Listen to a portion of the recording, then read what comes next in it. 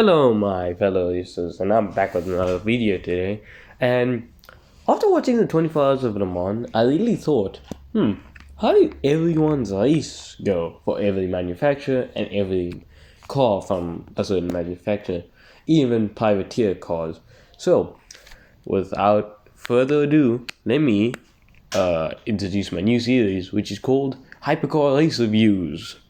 Basically, I review each car and how they did in a race, with this one being the 24 Hours of Le Mans. Let's get to it, shall we?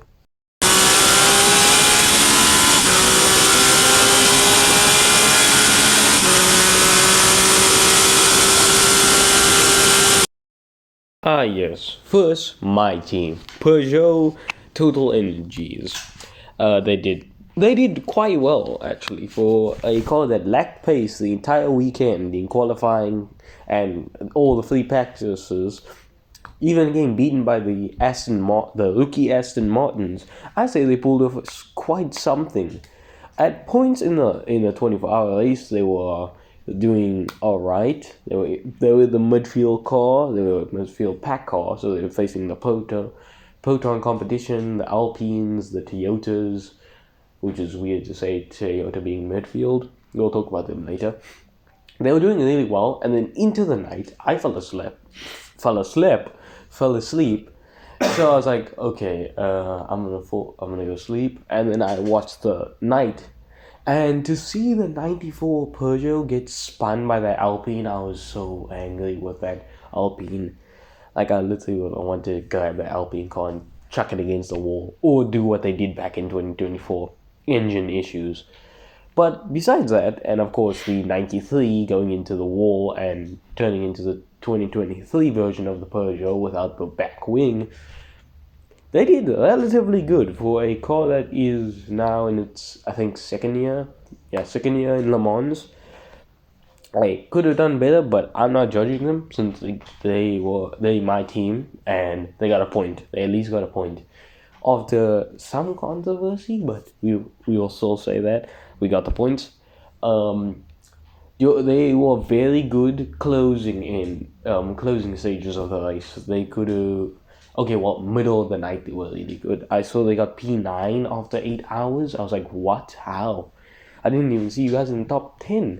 When I went to go sleep, you guys suddenly decided to lock in. Like, okay, I did not see that happening. That was unexpected for me personally. And then I was thinking about the 93 car, which was more of a car that, yeah, there's no way, no shot anything was going to happen with that car at that point. After this crash, it was just basically ruled out from the Peugeot team. They just decided, hey, we can finish the race. No further issues, just get the car to the finish line for the 24 hours, please. That's what I imagine they said to the 93. But the 94, they told him to push on a bit further. That car was the only shot at points. Realistically speaking, that car only shot at points. Any other car, could have been decent. But with now having to wrap this up to go into the next hypercar, I say I'll give them a rating out of 10, 6. 6 out of 10. Not too good. They have done better in Spa. So, coming from Spa over to Le Mans and then instantly dropping from nearly being a podium contender, dropping straight down, like you grabbed them by the neck and literally threw them back into the midfield. It's not something you want to see from a team like that. 6 out of 10.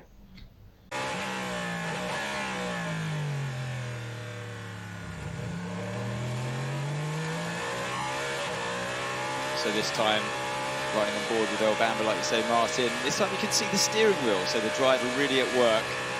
Here we go.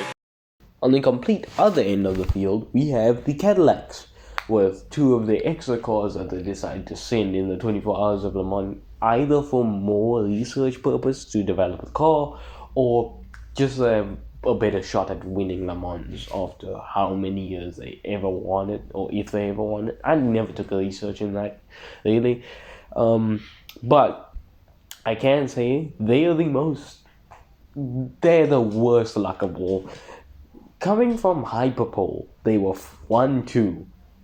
Really good start. And then whatever happened in that race was an absolutely shambles of a team. Like, if you could ever see a team go into straight shambles of the car straight from qualifying, it's Cadillac. They were 1-2. Well, 1-2 doesn't really mean anything, 24-hour race is 24 hours, anything can happen. But the way they handled it is they were like, oh yeah, we have no pace on the straight. My brother, that is the entire racetrack. Just wrap it up and just get whatever position. They did get a relatively good positions, the Hertz Team Jota cars, which is Cadillac's now only entries to the World Endurance Championship. The other two both DNF'd. I do not know why. I think they DNF'd during the night, but one just DNF'd randomly during the day. Just got in the pits and decided to quit altogether. So, yeah, they had some reliability issues on those two, unless those were crashes, but then it would have involved a safety car or something like that. So, since there was only one safety car in the entirety of that Le Mans, which is actually pretty much like, what? How does that even happen? Cadillac came away from this in a pretty uncomfortable spot. Hyperbole 1-2 and then P4 and P7. It sounds alright for a team for Cadillac, but coming from there, if I was in their boots and I came from a 1-2 straight going down the field and I couldn't do anything about it, I'd be very upset. In my person, I'll be very, very upset with the team and the car. So, like, I was watching them. They didn't have too much pedals. They were actually, if I really think about it, back at when I was watching, which was the first 8 hours straight through, and then watching it in the morning again from 10, watching it straight through till when it ended again 4.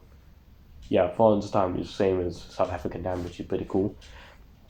I was thinking, they didn't really fight anyone. I think at the night they probably did, but they were a pretty neutral team. They fought. Okay, they of course fought the Porsches in the first part of the race because they were 1-2 and there was a Porsche behind them, and I was like, that Porsche was not going to handle it. Was not going to take anything from them. They were like, no, we won their position, especially their number 6 Peugeot, which we'll touch on now. Coming of when we get there. But if I have to give them a rating, I don't want to give them the same as Peugeot because Peugeot is worse. 7. This is the only time I'll accept using the number 7. 7's average. 7's like that decent. They like, well, alright, I guess. Could have done better though. On to the next car brand. Out of the Vector Sport stable that had a pre-race accident, so they're a little bit behind the 8 ball. We're on board though now with the Mick Schumacher-driven Alpine, number 36. It's coming to the end of that through the Porsche curves. A lot of effort. Exact same scenario with Cadillac is the same thing with the Alpines. I'm still hating on them for what they did to the 94 Peugeot, but I'm not going to hold a grudge. I'll be neutral for these reviews. The Alpines had a shot after hyperpole. They didn't run too fast, but they had some pace. They were really, really fast in hyperpole. Not enough for 1 and 2 in qualifying, but who cares, 24-hour race. But then they dropped, and they dropped like crazy. They dropped like it was nothing. They went from being up there in the, I think it was P4, P3. I don't know, I forgot. Like I said, no early racing video without me yawning in it. Goddamn.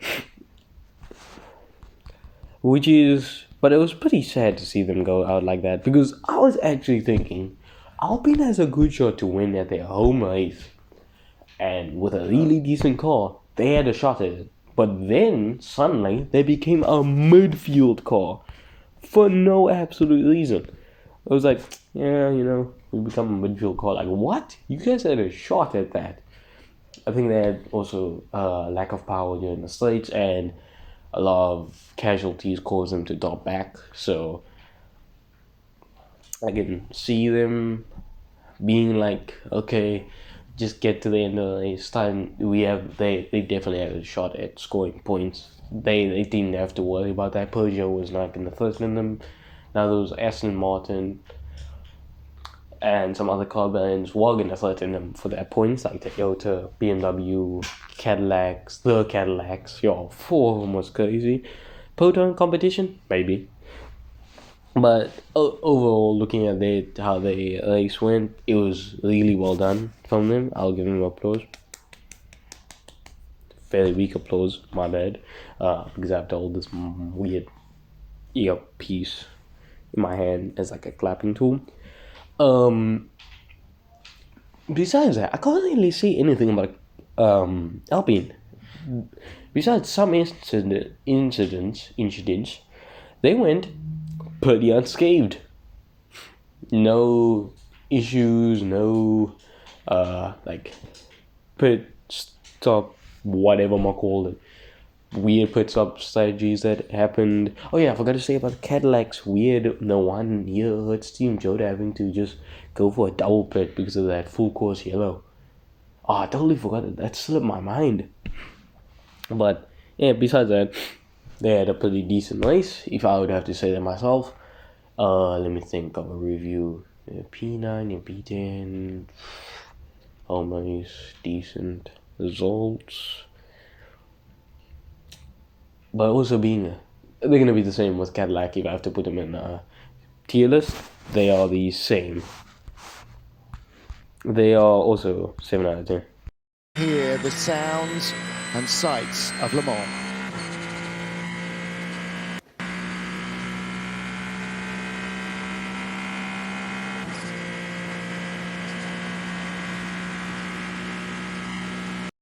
Now we come to an exact opposite of good start, bad result. We have a bad start of qualifying and absolutely blistering performance by the Ferraris. The privateer team winning their number 50 game disqualified for having 4 loose bolts, which caused some like wing stuff. They were still slow, but I can see why you'd want to disqualify them. Because FIA has some really strict rules. Although I'm only saying that because I didn't want the Ferraris to get a 1, 2, 3. To be honest, that was trauma of the first race. But I can say, instantly out the bat, they have a 10 out of 10 performance. They were not flawless though. They were not flawless. They had some issues facing that number 6 Porsche. Kevin Esler, you absolute goat. But they had some faulties, team orders, not even coming close to the privateer 83 of Robert Kubica. I think that's how you say his name. Sorry if I butchered it. But besides that, they had a really, really good race. All over, they were dominance. This is their 3rd time winning Le Mans, so you would have expected it. But after the qualifying that stuff, you would have thought to rule him out of the race completely. Like, just cut him out of the race, just leave him as is. And you'd think, they're probably gonna come like what? P7? Nah, they decided to absolutely blitz it out the park with their race. Like, I am surprised how well they did. It was really surprising watching that race. I was like, okay, they weren't too bad. And they weren't too good. So I was like, okay, but I know the Ferrari and anyway, besides, Formula 1, they are a really, really strong team. So you can't rule them out for anything. And so yeah, 10 out of 10 performance by Ferrari. Utter dominance is all I have to say of it. Absolute cinema. But I just did not want them to win it. But they just did. They always put me on. Ugh. But hey, I say they fully deserve that race. After how they were dominating during the night, and they, beginning, end, middle, whatever, they were dominating. You could not go a second without seeing them absolutely blistering the rest of the field. So yeah, on to the next review.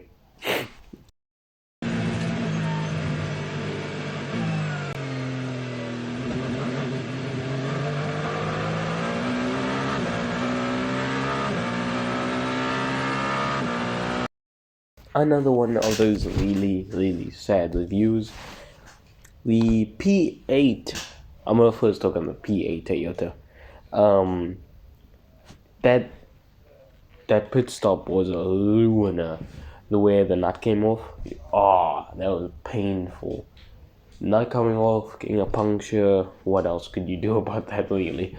Then dropping down to P15. Seeing what happened after they were pretty much competing during the middle of the night is quite sad. And the P7 with the absolute goated livery, it performed, but for the majority of the race it didn't, which was quite confusing to look at.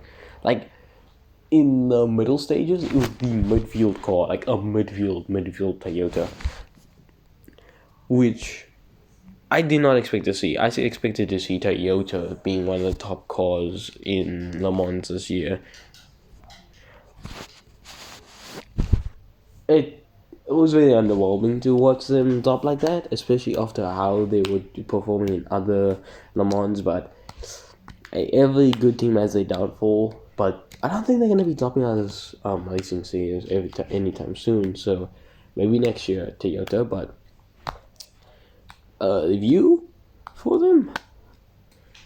I don't know. Let me think. This one isn't a too bad one. I'm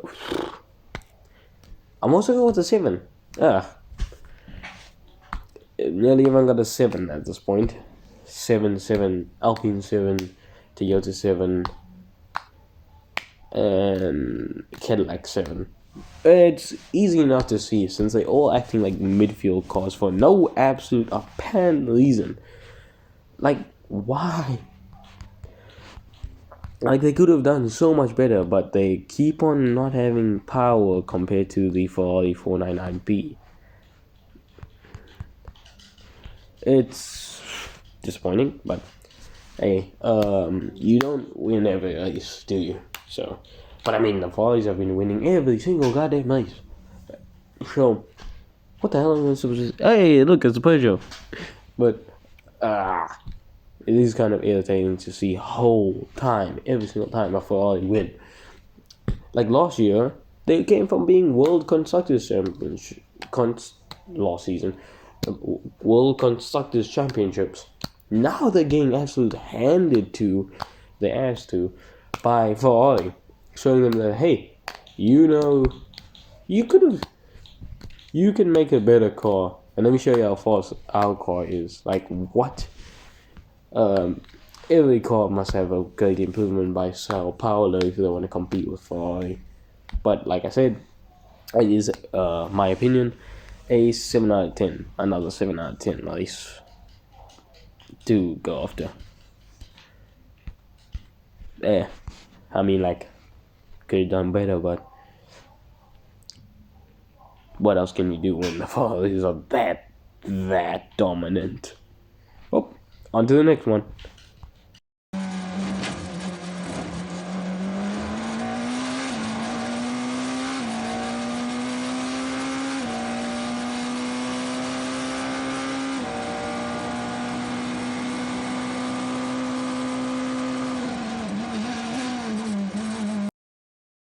Now this is the car brand I really wanted to talk about, especially with the hypercar performance. Besides Kevin Esser giving the Ferraris a pain in the ass, or like a thorn, like in their bum cheeks, where they couldn't get it removed unless they had a tiny toothpick, which Ferrari did not have that toothpick at the time. The Porsche number 6 hypercar was an absolute beast on the track, proving that they still have it, and they will win Le Mans one year, ending their Le Mans drought currently, or ever long they've not been in Le Mans.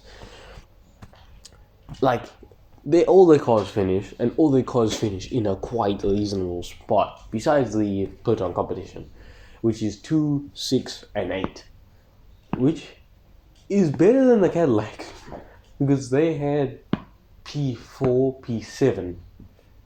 So the Porsche Penske's 3 cars proved better than the Cadillac's 4.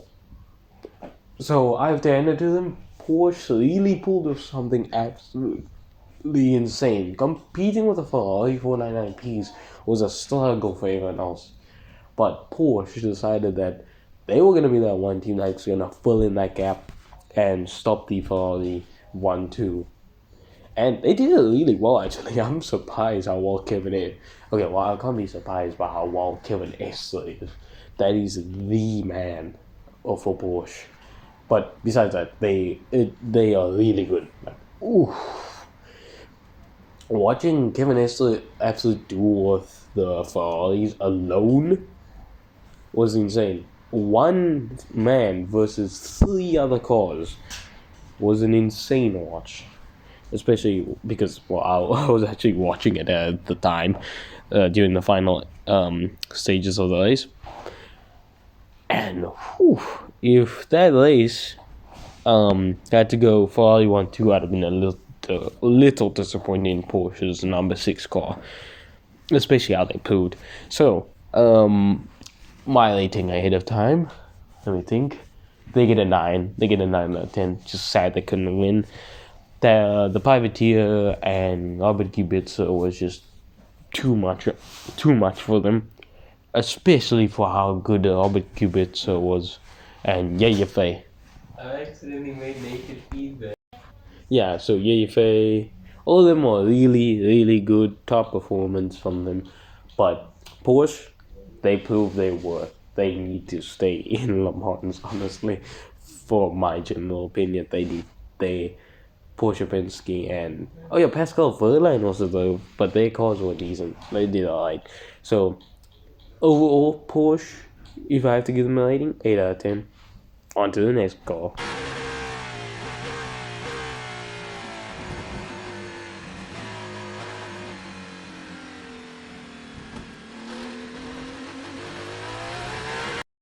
This car was in what could you say? They did really well for their first outing at Le Mans. I will be frank, no issues, no problems, just race like a cockroach mentality. Outlive the rest and just do your own thing at least. Like, they were proving themselves.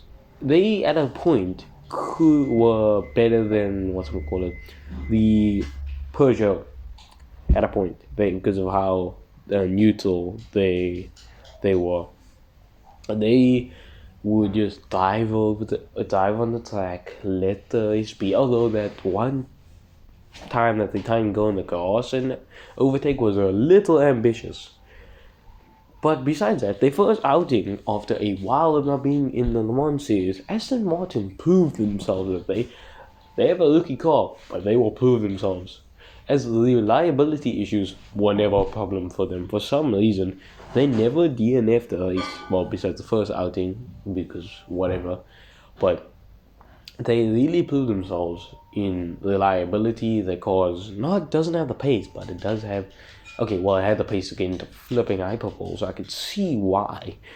Oh yeah, I forgot Kevin Estre coming from all the way from last disqualification to coming P2 was insane. So yeah, still 9/10 for Porsche, but for Aston Martin, they was something else. I'm gonna hang, even though it sounds a bit biased, with the Aston Martin team 8.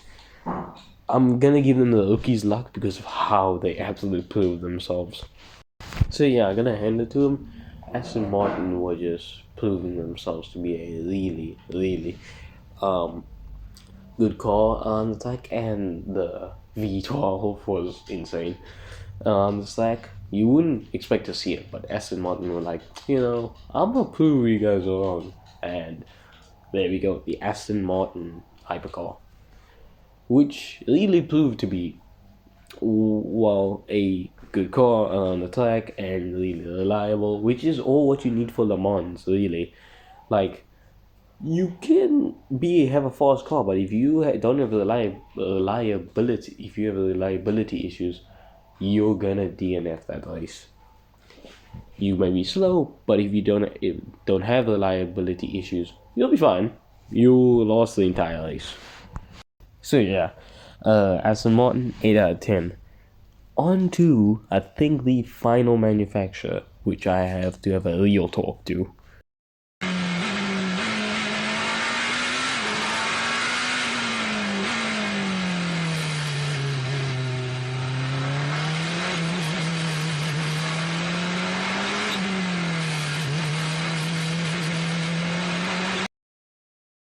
Where the Aston Martin succeeds is where the exact opposite at BMW happens. They were so good and so en route to getting a good, like, points position. Their drivers were good. They were consistent. They just kept it clean and kept it in top 10 their cars. And then, like an average BMW, it decides to have reliabilities like hell. They had to stay in the pits for +4 laps, finishing the race behind the Aston Martins, which they were running 12 positions in front of. It was really frustrating. After seeing what they could put up, they could put up numbers, the BMW, but then they had decided reliability issues. Like, what? Out of all the teams to pull a reliability issue, it was BMW?